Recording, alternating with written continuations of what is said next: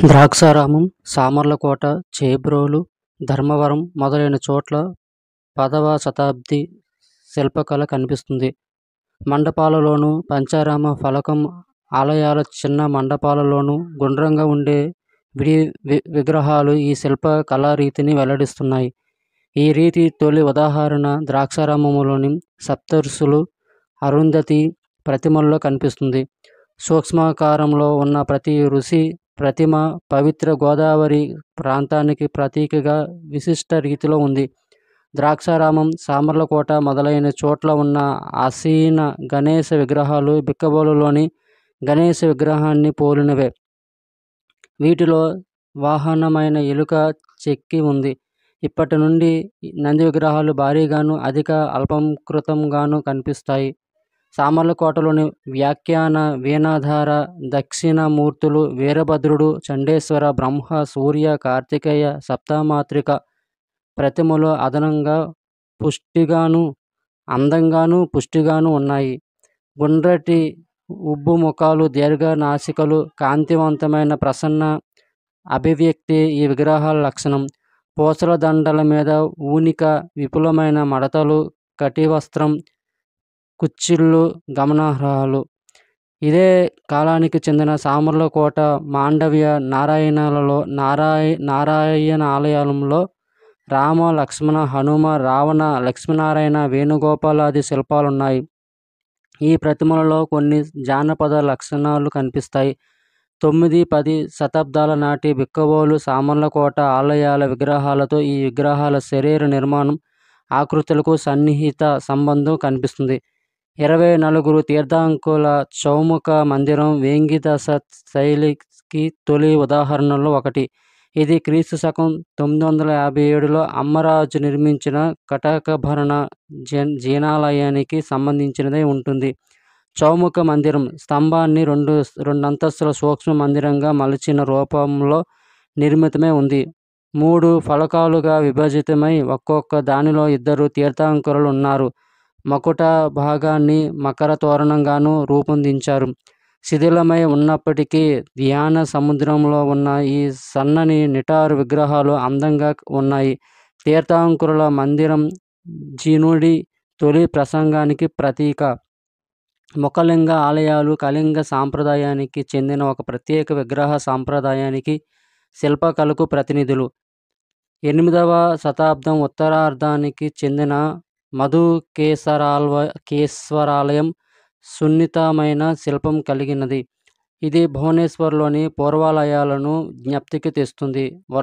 వర్తులాకారంలో చెక్కిన విగ్రహాలు సూక్ష్మంగా చెక్కిన శిల్ప విశేషాల మధ్య వస్తుంటాయి. శివ, అజయేక, పాదశివ, ఉమామహేశ్వర, నటరాజ, అంధకాసుర, కళ్యాణ, సుందరమూర్తి, లకులీశ, గణేశ, కార్తికేయ, హరిహర, ఉగ్ర నరసింహ, వరహ, దుర్గ, సూర్య, సప్తమాతృకలు, గ్రహాలు మొదలైనవి గణాలు, ఋషులు, మిథునాలు, సాలంబజికలు, భక్తుల మూర్తులు అద్భుతమైన హావభావాలతో విస్మయాన్ని కలిగిస్తాయి. గజ, తురగతర, ఉల్బణ శిల్పాలు శిల్ప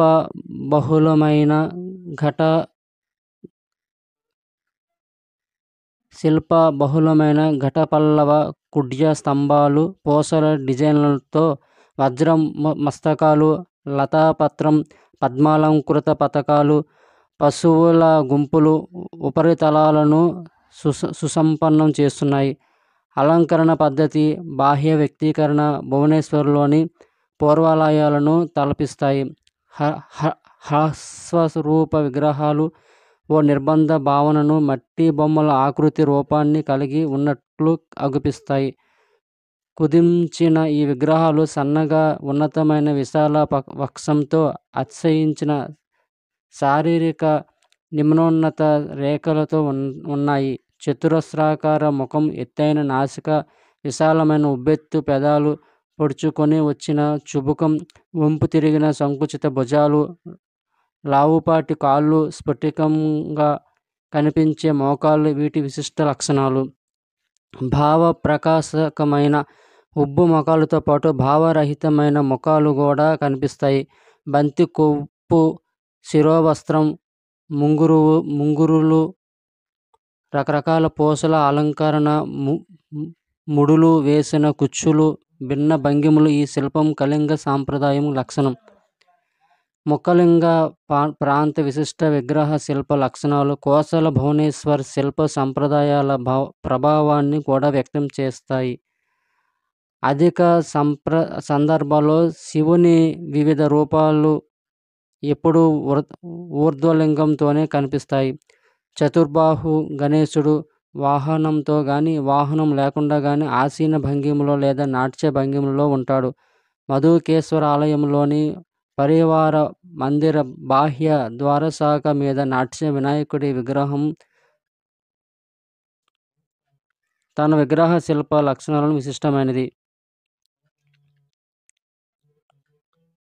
చతుర్భుజ వినాయకుని లయాత్మక నాట్య భంగిమ కుడికాలు కొంచెం వంచి నేలపై ఆనించి ఎడమకాలు మునివేళ్లు నేల నానుకొని చక్కగా వ్యక్తమవుతుంది.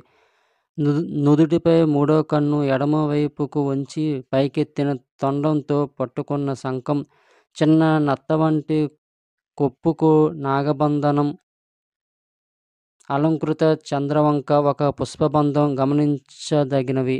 హరిహర పలకంపై తలపై త్రిశూలంతో హ్రాస్వ శరీరంతో ఉన్న ఆయుధ పురుష చిత్రణ ఆసక్తిదాయకం. ఇటువంటి సాంప్రదాయమే కోసల దేవాలయాలలో కనిపిస్తుంది. పద్మాసీనుడైన లకులీసుడు శిష్య పరివేష్టితుడై బుద్ధిని స్మరిస్తుండడం వేంగీదేశ శైలిని ప్రభావితం చేసిన మరొక లక్షణం. ఈ విగ్రహ శిల్పం శక్తిమంతం. ఇటువంటి శక్తివంతమైన వ్యక్తీకరణలే ముఖలింగంలోని సోమేశ్వరాలయం, సారపల్లి, జైతి దేవాలయాల్లోని మహిషాసుర మర్దిని, కార్తికేయ, గణేశ, అజ, ఏకపాదమూర్తి, లకులీసాది విగ్రహాలలో దర్శనమిస్తుంది. వీటి నిర్మాణం క్రీస్తు 9వ శతాబ్దం నడిభాగంలో జరిగింది. పశ్చిమాంధ్ర దేశంలో క్రీస్తు 7-8 శతాబ్దాల చాళుక్య శిల్పం లభిస్తుంది.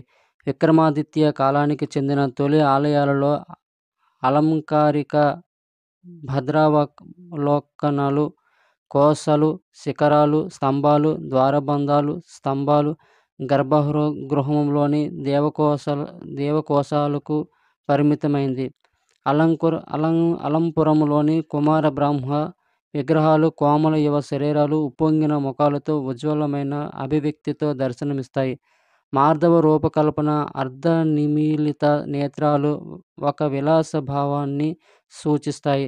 స్వల్ప ఆభరణాలు, విస్పష్టమైన తంత్రులతో కూడిన బరువైన కేశబంధ మకుటాలు రాజసాన్ని వ్యక్తం చేస్తాయి.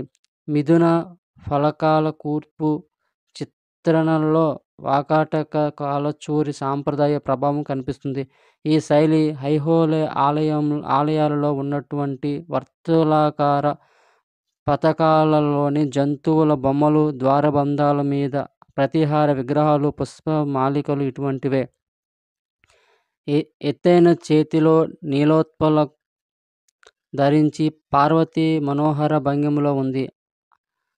అలంపురంలోని సైట్ మ్యూజియం.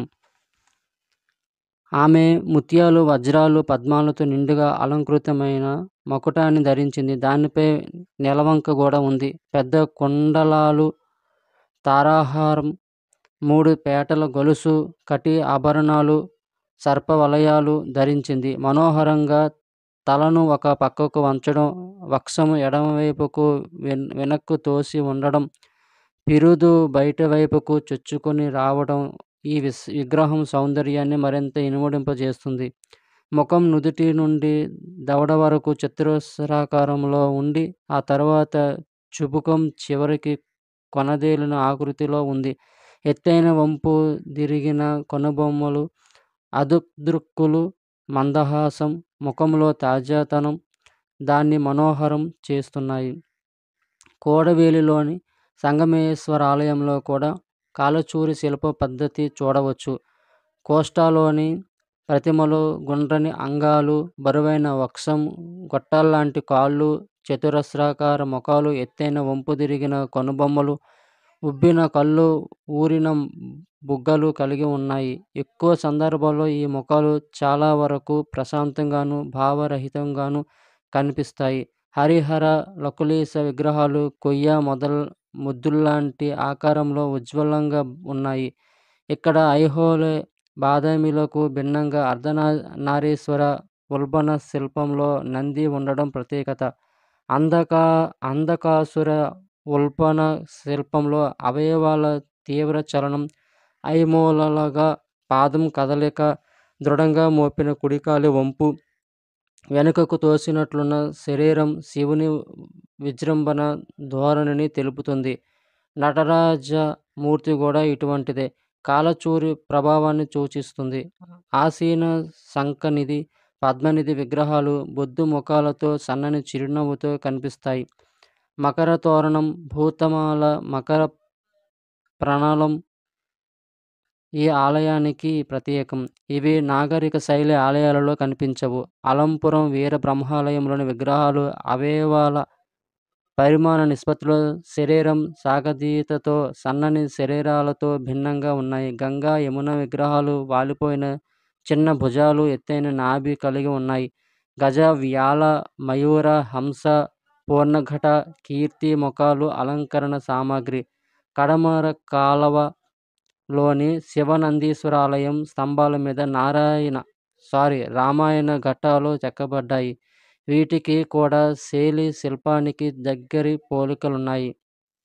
అలంపురం బాలబ్రహ్మాలయం గర్భగృహ కూడ్య కోష్టాలలో గణేశ, కార్తికేయ, దుర్గా ప్రతిమలు, సప్త మాతృకల విడి విగ్రహాలు ఉన్నాయి. ఇక్కడి శిల్పం విభిన్నం, యవ్వనం ఉట్టిపడుతున్న ఈ విగ్రహాలలో ముఖం అండాకారంలో ఉండి కణతల నుండి చుబుకం వరకు సన్నమవుతూ వస్తుంది. ఉబికిన కళ్ళు, పొడవైన కొనదేలిన ముక్కు, వివృత దృక్కు వీటి లక్షణాలు. అలంపురం స్వర్గ బ్రహ్మాలయంలో వినయాదిత్యుని కాలం ఒక కొత్త ధోరణిని ప్రారంభించింది. సమతుల్యంగా ఉన్న అలంకరణ మరింత మనోహరంగా ఉంది. పీఠం మీద పుష్పాలంకరణలు, కథాంశ శిల్పాలు, కోష్టాలలో దేవతా విగ్రహాలు, గోడల మీద మిథున శిల్పాలు, పైభాగాన గంధర్వులు, విద్యాధరులు ఒక కొత్త నమూనాకు ప్రారంభం పలుకుతాయి. శిల్పం మీద కాలచూరి వాకాటక సంప్రదాయ ప్రభావం పోయింది. కానీ కొన్ని శిల్ప నమూనాలకు ప్రాధాన్యత లభించింది. బాలబ్రహ్మాలయంలో కనిపించిన విగ్రహాల్లో లాగా హ్రస్వ నిష్పత్తులు, సన్నని శరీరాలకు సాధారణంగా ప్రాచుర్యం లభించింది. ఇక్కడి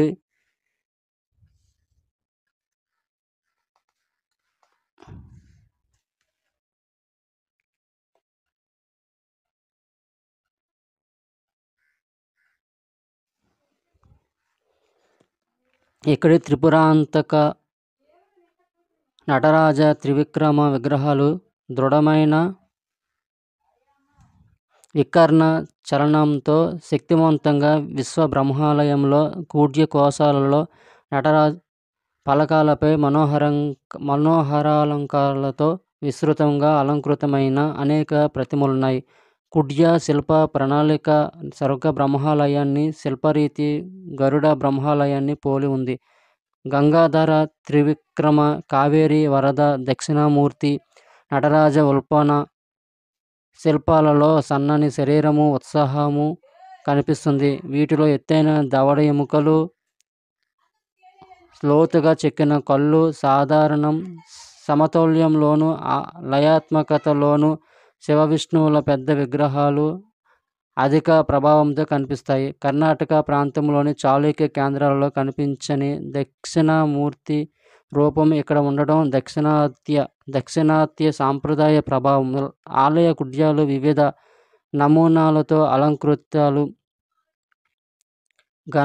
గణాలు క్రీడా ధోరణిలో వికారమైన ముఖాలతో భిన్న భావాభివ్యక్తులతో అత్యంత ఆకర్షణీయంగా సాటిలేని విధంగా ఉన్నాయి. రామాయణ పంచతంత్ర కథా ఘట్టాలు చిత్రణ ఉంది.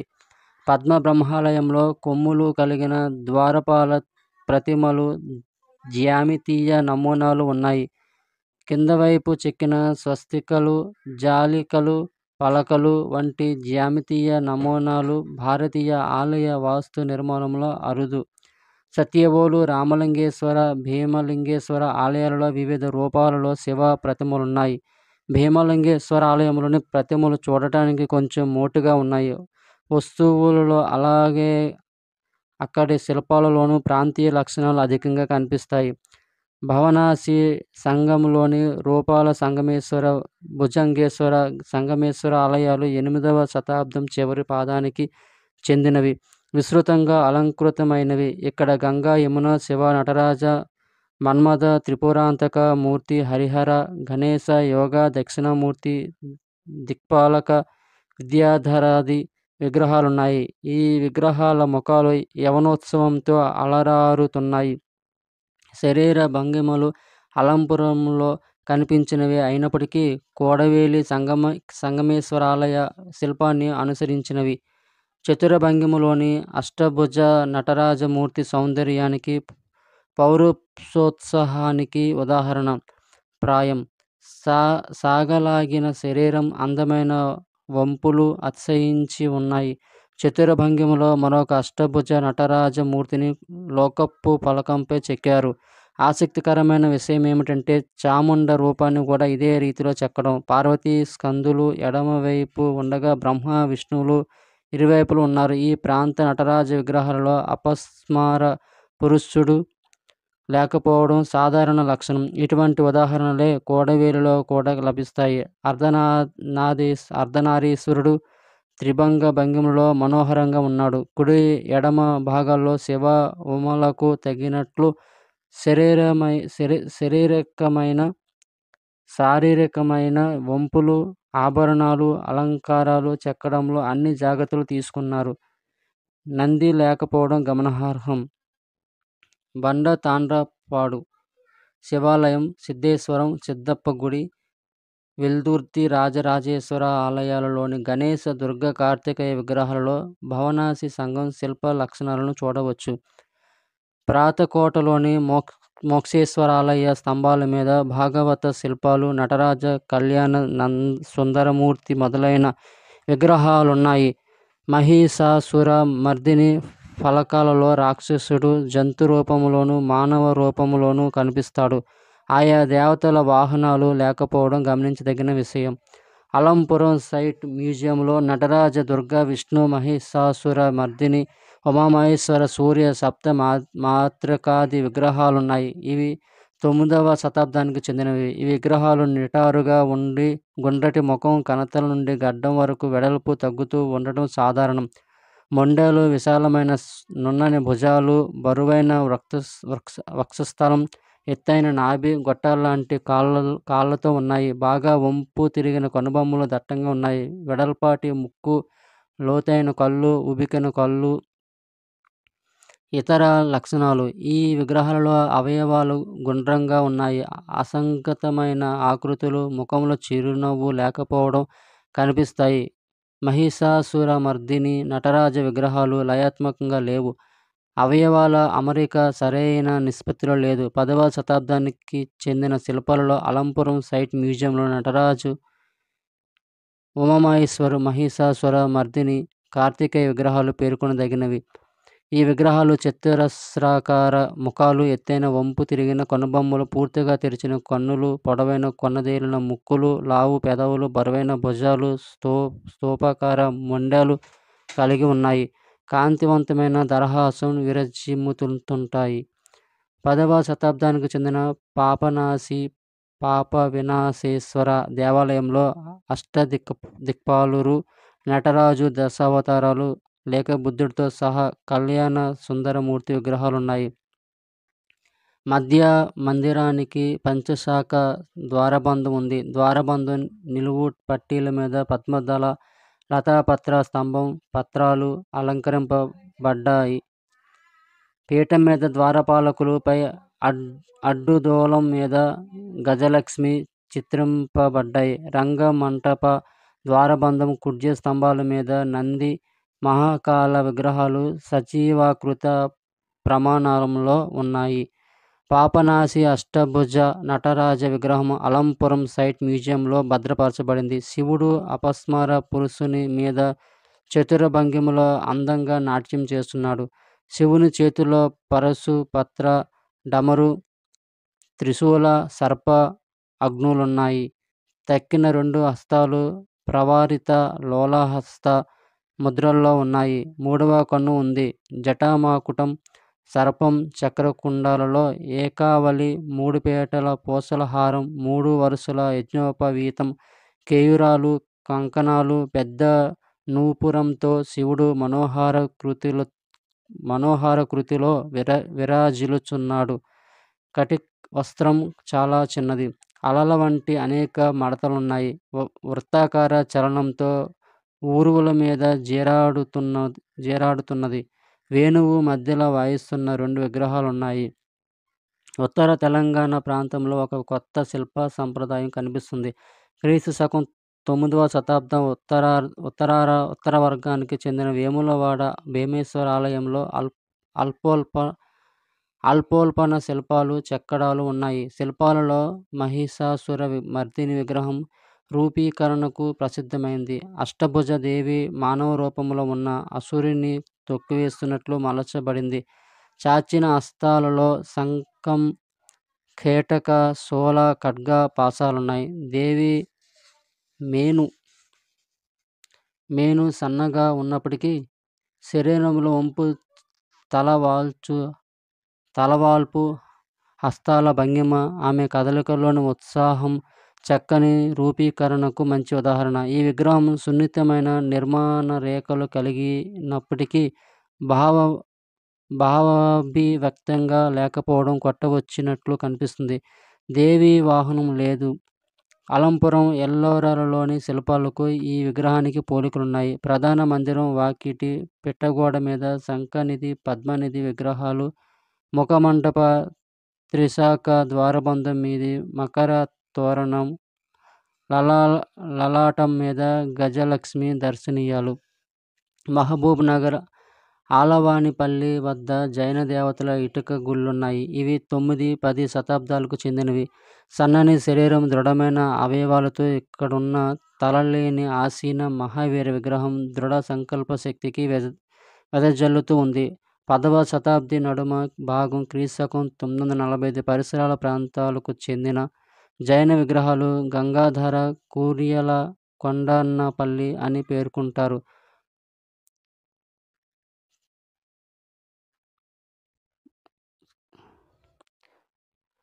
చెందిన జైన విగ్రహాలు గంగాధర లేదా కూరియల, కొండన్నపల్లి అని పేర్కొంటారు. గంగలో వృషభాద్రి అనే కొండ మీద ఉన్నాయి. ఈ వృషభాద్రిని బొమ్మల గుట్ట అంటారు. ఈ పాయింట్ని అడగడం జరిగింది. బొమ్మల గుట్ట మీద లభించిన తీర్థంకర శిల్పాలు, తీర్థంకర పాద ముద్రలు, చక్రేశ్వరి క్రీస్తు శకం 945కు చెందిన జీనవల్లభుని శాసనం పేర్కొనదగినవి. తేదీ లభించడం కూడా వీటికి ప్రాధాన్యతమిస్తుంది. ఛత్రత్రయంతో తీర్థంకర విగ్రహాలు, కోమలమైన సంపూర్ణ విగ్రహాలు. ఇవి యవనోత్సవంతో ప్రశాంత సుందరంగా ఉన్నాయి. చక్రేశ్వరి విగ్రహం సన్నని శరీరం, దృఢమైన మృదు అవయవాలతో యవన సౌందర్యంతో ఆకర్షణీయంగా ఉంది. ఉజ్వలమైన ముఖం ప్రశాంతంగా మహిర్ముఖంగా ఉంది. చక్రేశ్వరి విగ్రహానికి ఇరువైపులా ఉన్న దిగంబర జైన విగ్రహాలు, మధ్య భాగంలో ఇరువంకలా ఉన్న పరిచార విగ్రహాలు యవ్వన సౌందర్యంతో ఆకర్షిస్తున్నాయి. దిగువ ఆంధ్రదేశం నైరుతి భాగంలో ఒక నూతన శిల్పశైలి ప్రచారంలో ఉంది. నోలంబవాడి అన్న ఈ ప్రాంతం కర్ణాటక ఆగ్నేయ ప్రాంతం. దానికి ఆనుకొని ఉన్న ఆంధ్రప్రదేశ్, తమిళనాడు భాగాలు కలిసిన ప్రదేశం. నోలంబులు తమ రాజధాని అయిన హేమావతిని తమ నిర్మాణాల ద్వారా కళాభివ్యక్తికి ప్రధాన కేంద్రంగా తీర్చిదిద్దారు. సైనికంగా, రాజకీయంగా తమకంటే బలమైన ఇరుగు పొరుగు రాజ్యాల నిర్మాణాలకు నోలంబుల నిర్మాణాలు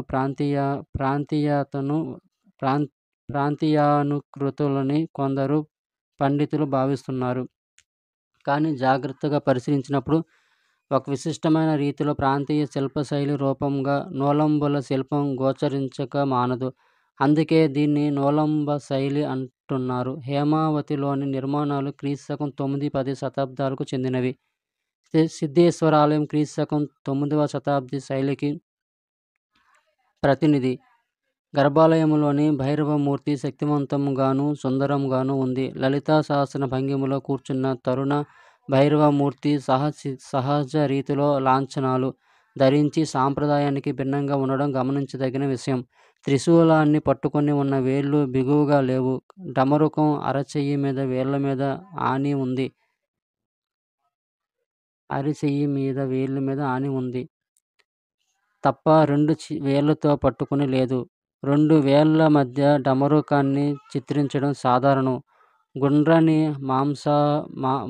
మాంసలమైన ముఖం, బాగా వంపు తిరిగిన కనుబొమ్మలు, తెరిచిన కన్నులు, నోటిలో 2 చివరల 2 చిన్న కోరలు భైరవమూర్తిని విగ్రహమూర్తిగా కంటే ప్రసన్న రూపంలోనే ప్రత్యక్షం చేస్తున్నాయి. సాంప్రదాయ రీతిలో ఉంగరాలు తిరిగిన జుట్టు 2 వరుసల్లో ఒక పరివేశ రూపాన్ని ధరించింది. మకుటంపై ఒక కంకాలం, నుదుటి చుట్టూ ఒక సర్పం చక్కగా అలంకృతమైన ఈ విగ్రహానికి నాగకేయూరాలు, ముండయజ్ఞోపవీతం కూడా ఉన్నాయి. ఇక్కడ భైరవమూర్తి ఉగ్రరూపం కనిపించినప్పటికీ ఈ విగ్రహం మాత్రం భైరవమూర్తి శిల్పరూపాలన్నిటిలోనూ ప్రముఖమైంది. దీనితో సౌందర్యంలోనూ ఆధ్యాత్మికతలోనూ పోల్చదగిన శిల్పం చెన్నై, మద్రాసు ప్రభుత్వ పురావస్తు ప్రదర్శనశాలలో భద్రపరిచిన కాళీ విగ్రహం. ఈ విగ్రహం ప్రామాణిక సప్తమాత్రిక వర్గానికి చెందినది. అయితే ఇది మరింత విశిష్టం. సుందరం లలితాసనంలో కూర్చుని ఉన్న కాళీ త్రిశూలము, డమరుకము ధరించింది. కానీ కింది చేతులు విరిగిపోయాయి. ఆమె జ్వలిత శిఖరం మీద నోటిలో సర్పాలున్న కంకాలం ఉంది. ముండయజ్ఞోపవీతము, నాగాభరణము, శవకుండలాలు, ఊలుక కుండలాలు ధరించింది. తరుణముఖము, 3వ కన్ను, చిన్న కోరలు కొంచెం ముఖ వికారము, ఉగ్రతను సూచించడంలో సమర్థమైన పాత్ర నిర్వహిస్తున్నాయి. సాంప్రదాయిక సప్తమాత్రిక ఘన విగ్రహాలు గాని, విడిమాత్రిక ప్రతిమలు కానీ వారి వాహనాలు లేకుండా ఉండడం సాధారణ నూలంబవాడి సాంప్రదాయం. ఉన్నతోల్పన్నంగా చెక్కిన ఈ విగ్రహాలు సమతులమైన శరీరంతో, గుండ్రటి ముఖాలతో, చిక్కు కొప్పలతో, ఆభరణాలతో కనిపిస్తాయి. కొంచెం స్థూలమైన శరీరాలతో లావుగా, ఉత్సాహంగా, జీవకళ ఉట్టిపడుతూ ప్రసన్నంగా ఉన్నాయి. లలిత భంగిమలో నాట్యం చేస్తున్న అష్టభుజ నటరాజమూర్తి పక్కన విష్ణు బ్రహ్మణులు, వాద్యకారులు, గంధర్వులు నాట్యం చేస్తున్న భృంగి పార్వతి ఉన్నారు.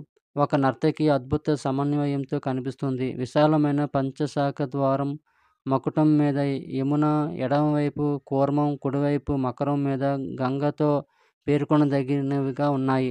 శాఖల మీద కల్పవల్లులు, వాయిద్య గణాలు ఉన్నాయి. ఒక స్తంభం శాఖ మీద లత, యమాల, రత్నపద్మాలున్నాయి. 3వ శాఖ ద్వారా ఉపరితలానికి వెనక ఏనుగులపై కూర్చుని పద్మాలు ధరించిన నిధుల చెక్కడం అద్వితీయం. సిద్ధేశ్వరాలయం స్తంభాల మీద మహిషాసురమర్దిని, దక్షిణామూర్తి, భిక్షాటనమూర్తి, గణేశ, మకరం మీద గంగ, కూర్మం మీద యమున, అర్ధనారీశ్వరి మొదలైన ఉల్పన శిల్పాలున్నాయి. ఇక్కడ కూడా కిరాతార్జునీయ వృత్తాంతం ప్రాధాన్యం సంతరించుకుంది. సుసంపన్నంగా అలంకృతమైన నందులు మనోహరంగా ఉన్నాయి. లోకపు ఫలకాలలో మధ్య నటరాజు చుట్టూ అష్టదిక్పాలక శిల్పాలు నూలంబవాడి శైలీలాలిత్యాన్ని ప్రదర్శిస్తున్నాయి. సాధారణంగా నటరాజును అపస్మార పురుషుడి వీపు మీద నిల్చున్నట్లు చిత్రిస్తారు. అష్టభుజ శివుడు తన హస్తాల్లో వరదముద్ర, ఘంట, త్రిశూల, నాగ, గజహస్త, అక్షమాల, మృగ కపాలాలు ధరిస్తాడు. 3 గణాలు మధ్యలో వీణ తాళాలు వాయిస్తున్నారు. సుందర భంగిమలో ఆసీనమైన పార్వతి ఈ దృశ్యాన్ని వీక్షిస్తూ ఉంది. తమ తమ వాహనాలపై అష్టదిక్పాలకులు తమ భార్యలతో పరమ నాట్య గురువు నాట్యాన్ని వీక్షిస్తున్నారు. పై భాగంలో పరిచారకులు, విద్యాధరులు, వాద్యకారులు మిథునాల దృశ్యాలు చైతన్యవంతంగా తీర్చారు. ప్రతి దిక్పాలకునికి ఒక పరిచారకుడు గొడుగు పట్టి ఉండడం విశిష్టము, గమనార్హము. బహుశా ఈ ప్రాంతంలోని జైన సాంప్రదాయ ప్రభావం దీనికి కారణం కావచ్చు. లోకప్పులో వైష్ణవ ఫలకాలు కూడా లభిస్తున్నాయి.